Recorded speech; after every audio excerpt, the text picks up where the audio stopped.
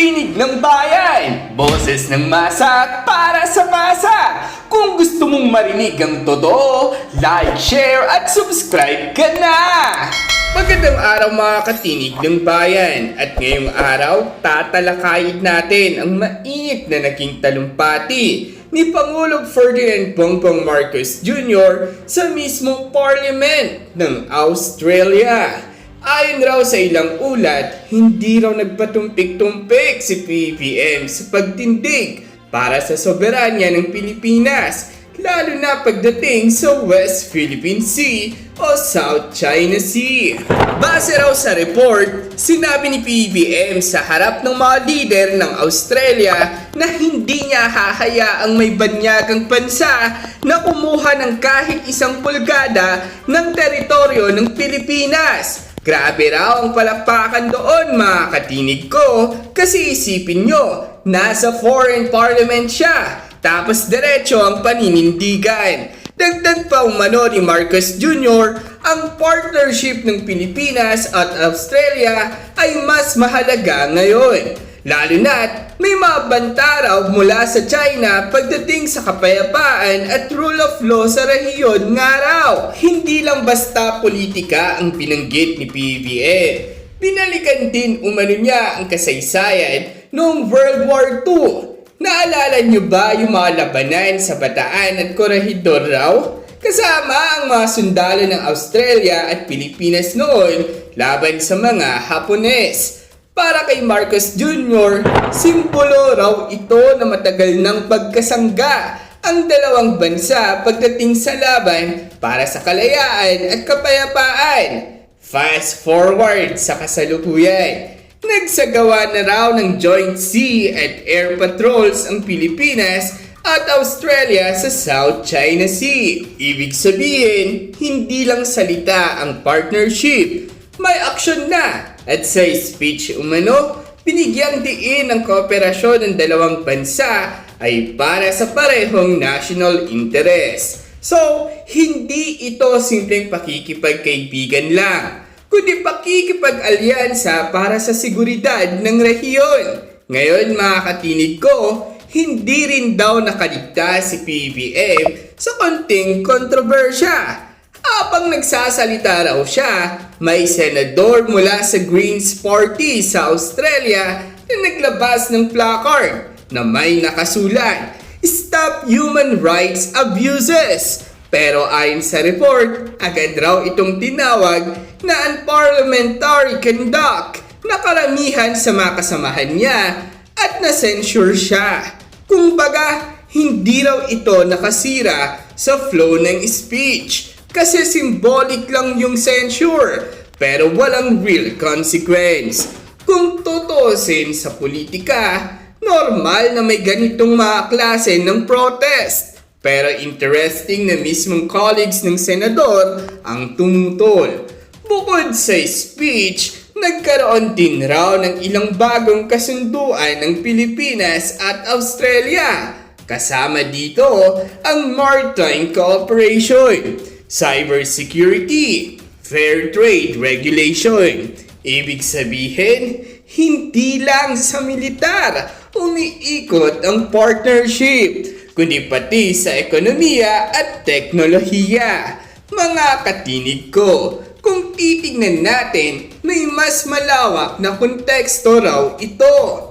Sa gitna ng tensyon sa South China Sea, maraming bansa ngayon ang naghahanap ng mas matibay na alliance. At dito pumapasok ang Australia. Sabi nga ni Marcos Jr., "Not one single country can do this by itself." Tama raw siya. Kasi kung ang isang bansa lang ang haharap sa malalaking geopolitical powers, baka mahirapan. Pero kung sama-sama, may mas malakas na laban para protektahan ang kapayapaan. Speaker Milton Dick and the Honorable Leader of the Opposition, Mr. Peter Dutton. Honorable Senators, Members of Parliament, allow me to also greet the 48 honorable members of the Philippines-Australia Parliamentary Group that are present with us here today. Ladies and gentlemen, good morning. Allow me to begin, Mr. Speaker, by acknowledging the Ngunawal people, the traditional custodians of the land on which we meet today, and to pay my respects to their elders, past and present. I also extend my respect to the Aboriginal and Torres Strait Islander peoples that are with us here today. The First Lady and I are delighted to be in Canberra. We are grateful to Governor General David Hurley for his invitation to us as guests of government. As President of a proud and free country, few other honors surpass this opportunity to address one of democracy's most august institutions, the Parliament of Australia. The long-standing friendship between our two great nations transcends the 78 years of our formal diplomatic relations. It is anchored on deep bonds of mutual respect and fond affection, which find concrete expression today in the rich contributions of more than 400,000 Filipinos to Australia, comprising the fifth largest migrant community in your country today. These bonds trace their roots as far back as the 1860s, when Filipino pearl divers, known to you then as the Manila Men, found their way to your shores as early purveyors of globalization. These Manila Men contributed to the Australian economy, they enriched Australian life, and most importantly, they sparked meaningful connections that have endured through generations.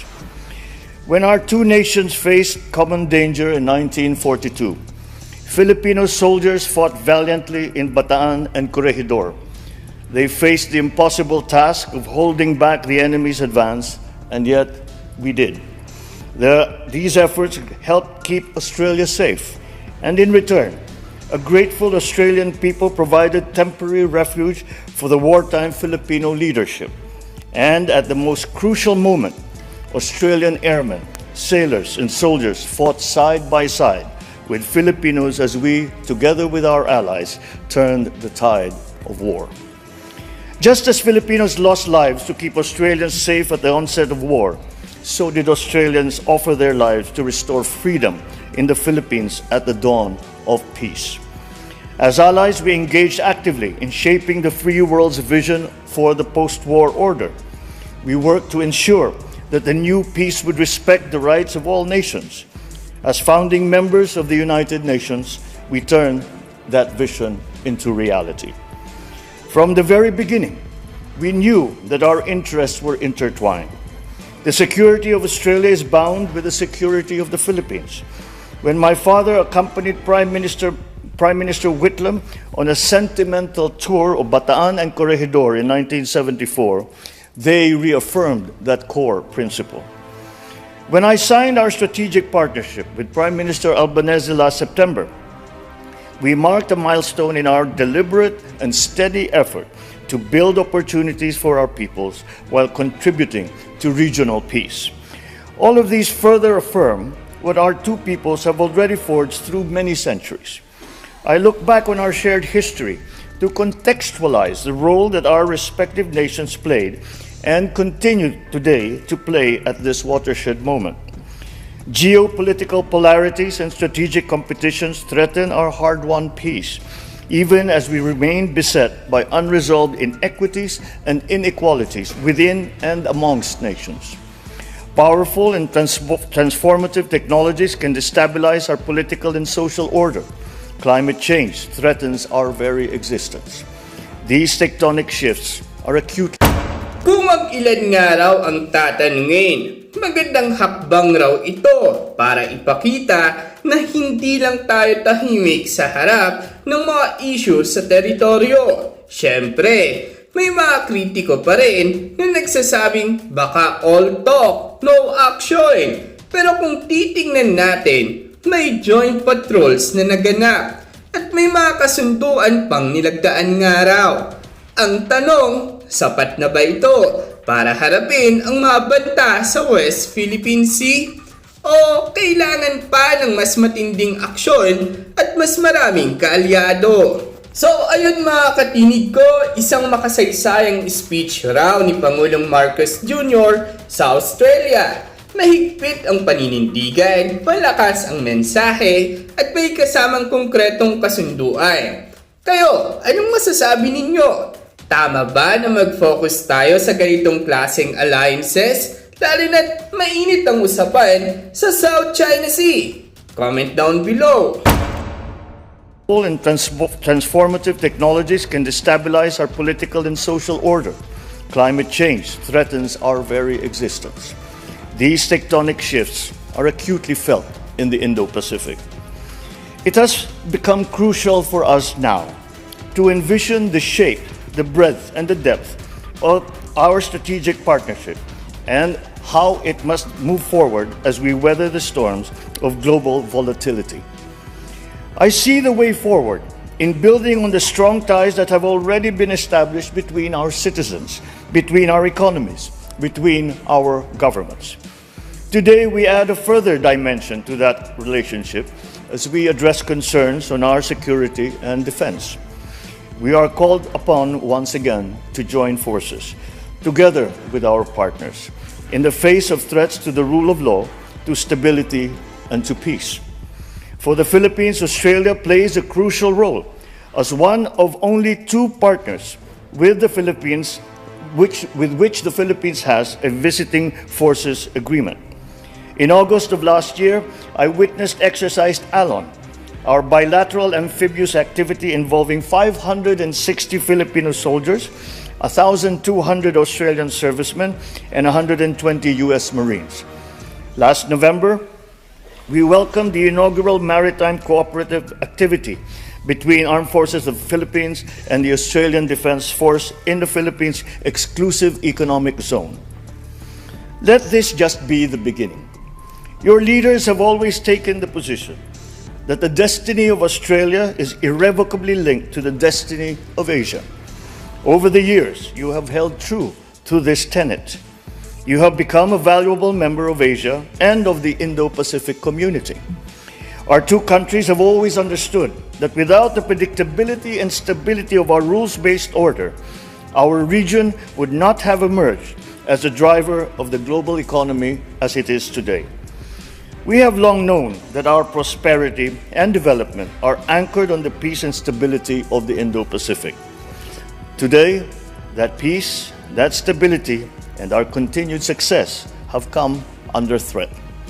Once again, we must come together as partners to face the common challenges confronting the region. Not one single country can do this by itself. No single force can counter them by themselves. This is why our strategic partnership has grown more important than ever. We must reinforce each other's strengths. We must protect the peace that we fought for during the war and have jealously guarded in the decades since. We must oppose actions that clearly denigrate the rule of law.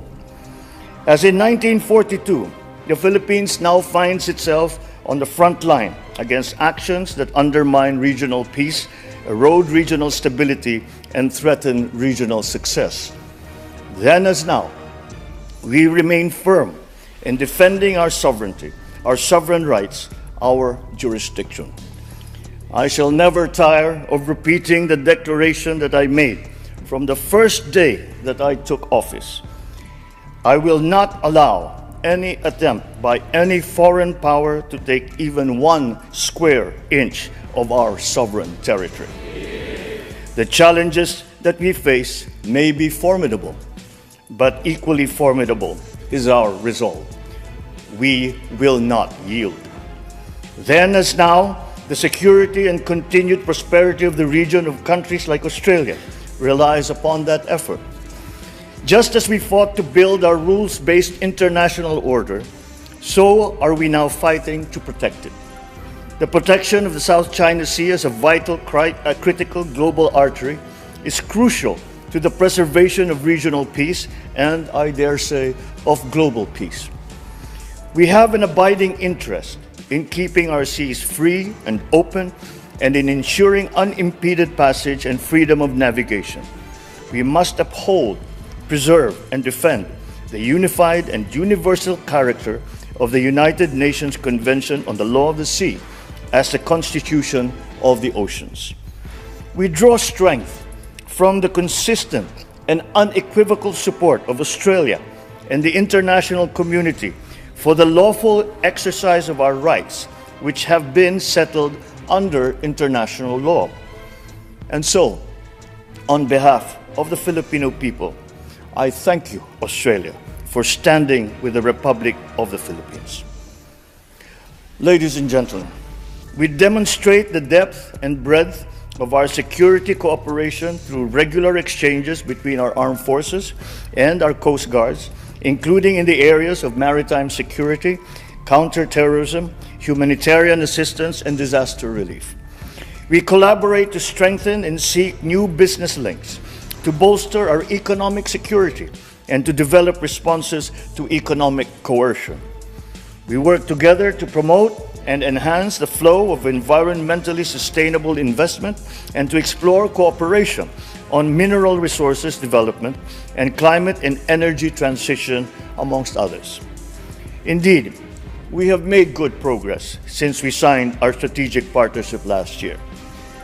Ultimately, our partnership finds its anchor in our common commitment to ensuring that this region keeps to the path of peace, builds resilience, remains focused on delivering dividends to our citizens and our communities.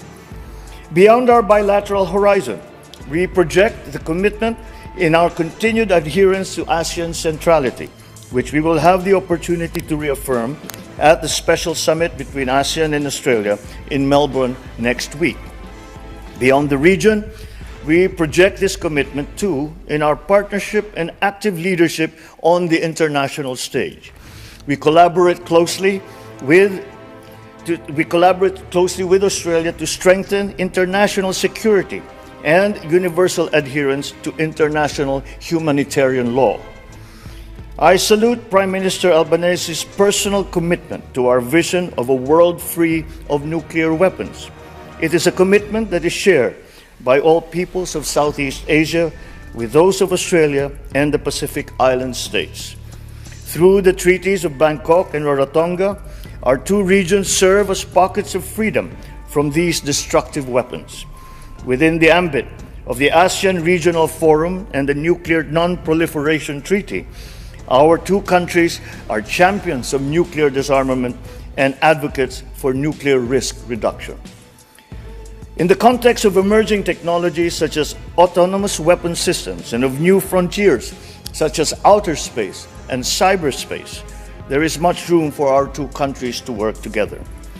Our collaboration in the United Nations demonstrates the need to continue to build bridges and to forge consensus towards decisive multilateral solutions.